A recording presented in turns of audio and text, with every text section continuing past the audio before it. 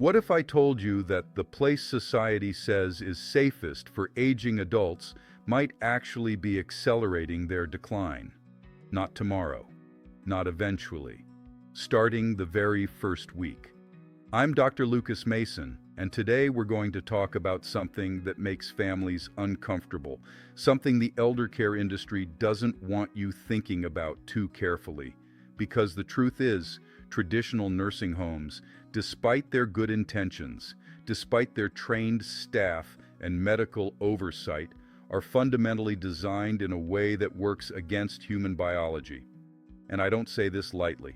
I say this because the research is overwhelming and because I've seen it with my own eyes, again and again. Let me tell you about Margaret. She was 73 when her daughter placed her in what everyone agreed was one of the best facilities in the state. Beautiful grounds, excellent reviews.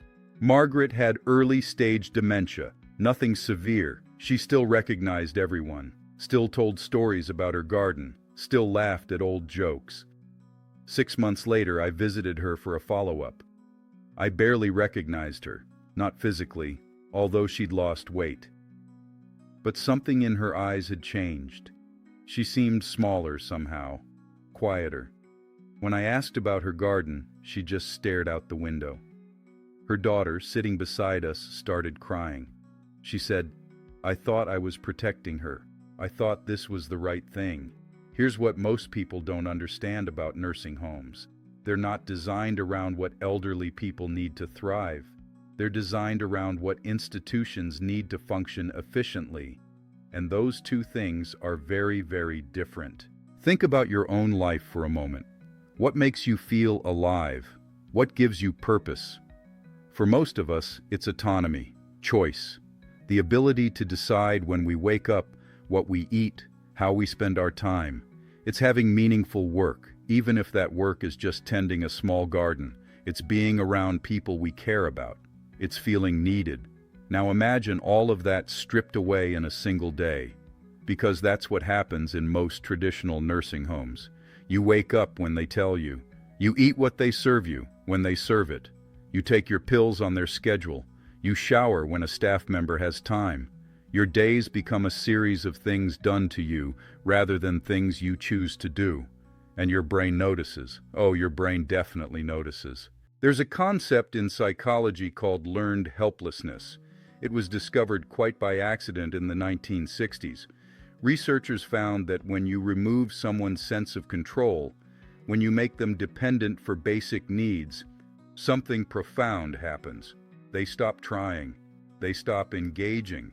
Even when opportunities for control return, they've forgotten how to reach for them. This is what we're seeing in nursing homes, and it's not theoretical. A landmark study published in the Journal of the American Medical Association followed nursing home residents for 2 years. They found that residents who had minimal control over their daily activities showed cognitive decline 33% faster than those living independently. 33%. In just 2 years. But it gets worse. Depression rates in nursing homes hover around 45%. That's not a typo. Nearly half of all residents show signs of clinical depression. Compare that to 15% among seniors living in their own homes. And we're not talking about people who were already depressed before admission. We're talking about people who became depressed after entering the facility. The isolation is real. Even though they're surrounded by people, 70% of nursing home residents report feeling lonely most of the time. Because proximity isn't connection. Being in a room with strangers isn't the same as being with people who know your history, who remember what you used to do, who see you as a whole person rather than a patient in room 214. And then there's the mortality data, which is frankly disturbing. Multiple studies have shown that nursing home admission is associated with increased mortality risk, independent of the medical conditions that led to placement. One major analysis found that within the first 90 days after admission, mortality rates spike significantly compared to similar individuals receiving care at home. Let me be very clear about what this means. We're not just talking about people dying because they were sick enough to need nursing home care. We're talking about the nursing home environment itself contributing to earlier death. Why? Part of it is what we've already discussed: the loss of autonomy, the depression, the isolation. But there's more. There's the sedentary lifestyle. Most nursing home residents spend the majority of their day sitting or lying down. Their bodies forget how to move. Muscles atrophy.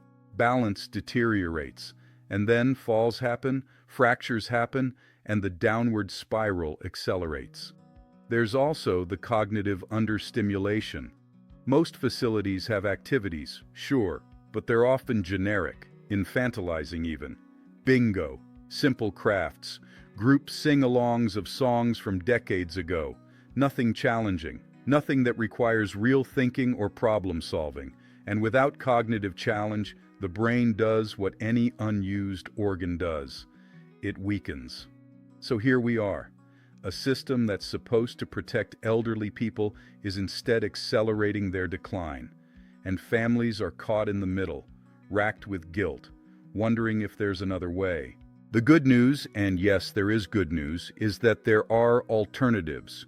Proven, researched, effective alternatives that allow people to age with dignity, autonomy, and genuine quality of life. Not theoretical alternatives. Real options that people are using right now, today, with remarkable results. Let me introduce you to 7 different models, each with its own strengths, each suited to different situations and needs. First, adult day centers. Think of these as community hubs where older adults spend part of their day, usually 6 to 8 hours, engaging in activities, socializing, receiving health monitoring and meals, then return home in the evening. They're not staying overnight. They're not giving up their independence. They're simply getting structured support during the day while family caregivers work or rest. The research on adult day centers is striking. A study in the Gerontologist Journal found that participants showed improved cognitive function and significantly lower rates of depression compared to isolated seniors. Why? Because they're still living at home, still maintaining their routines, still sleeping in their own beds. But they're also getting social connection, mental stimulation, and professional oversight. And for families, it's transformative. Caregivers report 65% less stress when their loved one attends an adult day center. They can work, they can rest, they can be a daughter or son again instead of just a caregiver. And that change in dynamic improves the entire relationship. The second option is in-home care. This is where professional caregivers come to the senior's own home, providing assistance with daily activities, medication management, meal preparation, whatever's needed. The senior stays in their familiar environment, surrounded by their own belongings, their own memories, their own space. The data here is powerful. Research from the New England Journal of Medicine found that seniors receiving in-home care maintained independence in daily activities 40% longer than those in institutional settings. They had better mobility, better cognitive function, better mood. And here's the fascinating part: even though it sounds more expensive to have one-on-one care, for many families the cost is actually comparable to or less than nursing home care, especially when you factor in that you're only paying for the hours you need. There's also something called accessory dwelling units, or ADUs. These are small, self-contained living spaces built on a family member's property. Think of a converted garage, a basement apartment, or a small cottage in the backyard. The senior has their own private space with a bedroom, bathroom, and kitchenette, but family is right there, just steps away. This model addresses one of the biggest fears both seniors and their children have: that something will happen and no one will know. With an ADU, help is immediate if needed, but the senior isn't giving up their privacy or autonomy. They have their own front door. They decide when they want company and when they want solitude.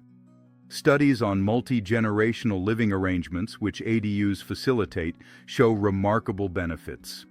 Seniors in these situations have 26% lower mortality rates than those living alone or in institutions. They maintain stronger family connections. And interestingly, the grandchildren in these arrangements develop better social skills and more positive attitudes toward aging. Then there's intergenerational co-housing programs, which take this concept even further.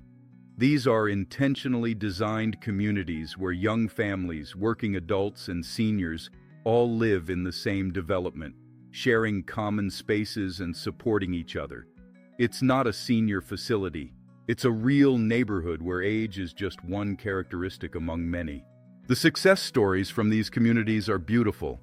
Seniors find purpose by helping young parents with childcare. Kids have surrogate grandparents who remember their birthdays. Everyone looks out for everyone else.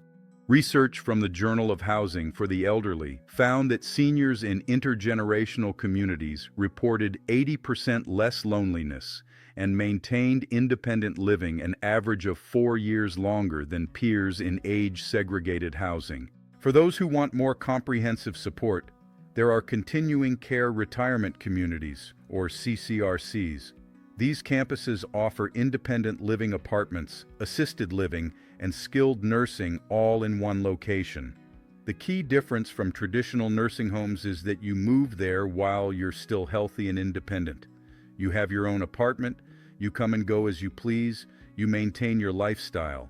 If your needs change over time, additional support is available right there, but you're not starting from a place of dependence. Data from the leading age organization shows that CCRC residents live an average of 7 years longer than the general senior population and have significantly higher quality of life scores. Why? Because they're part of a community from the beginning, not transferred to one in crisis. They build friendships. They participate in activities they enjoy. They have autonomy while knowing support is there if needed. The sixth alternative is the greenhouse model.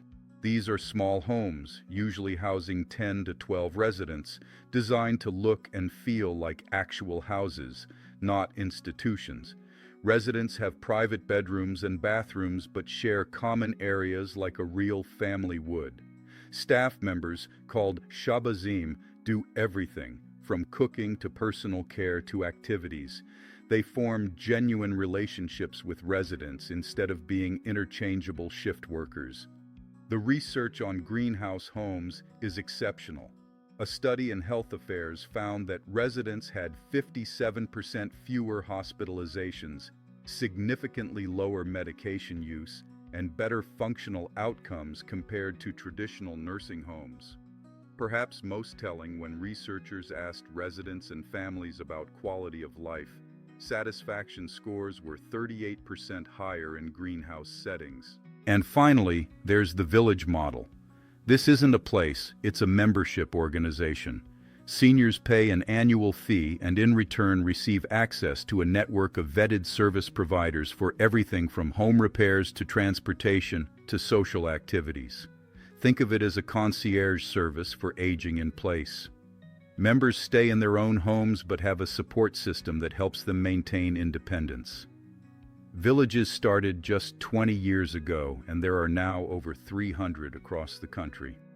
Research from the University of California, Berkeley found that village members had 51% fewer nursing home admissions than matched controls.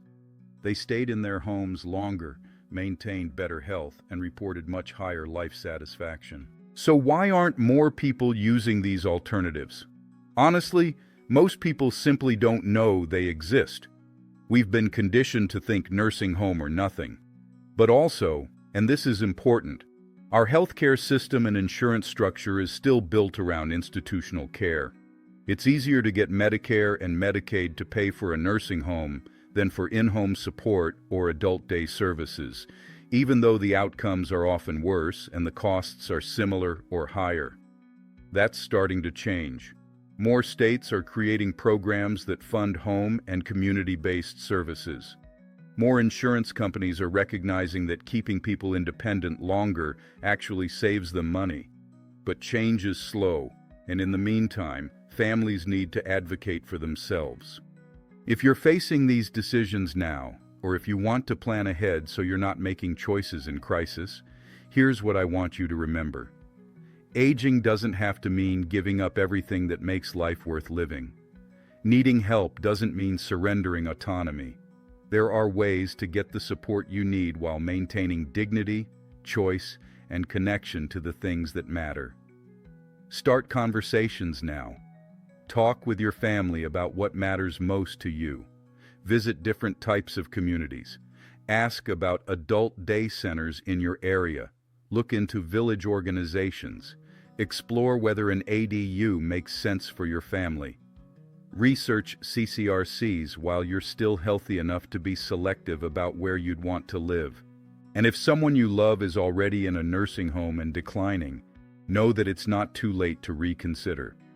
I've seen families transition their loved ones to alternative care settings, and I've seen remarkable recoveries.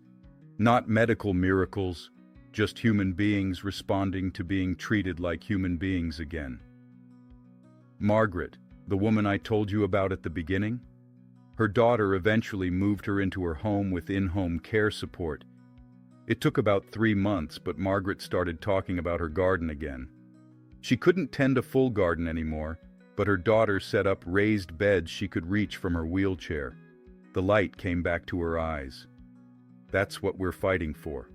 Not perfect health, not reversed aging, but light in the eyes, purpose in the day, dignity in the journey. You have options, you have power, and you deserve to age in a way that honors who you are, not just what you need.